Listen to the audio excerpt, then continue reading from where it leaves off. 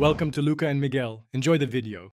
You start by opening the settings and heading straight to Goalkeeper controls. This is where movement behaviors live. Change animation speed to default or fast so your inputs register quicker, and switch the Goalkeeper control mode to manual or semi-auto so you can influence dives and positioning. Once done, load a practice match and enable trainer overlays.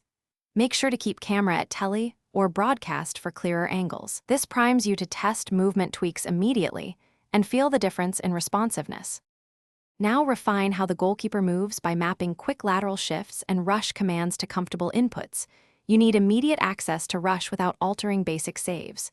Reduce analog stick dead zone to about 0, 050, 10, so subtle thumb movements translate into small positional adjustments rather than nothing.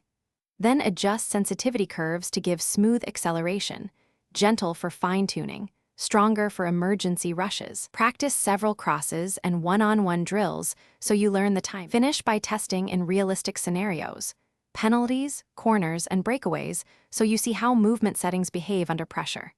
If you notice lag or unintended rushes, immediately reset the input mapping and reapply a lower dead zone.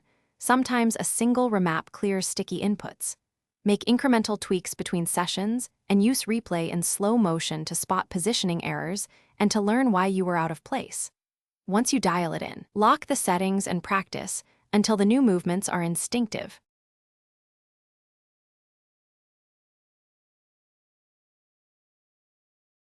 Thanks for watching and please subscribe.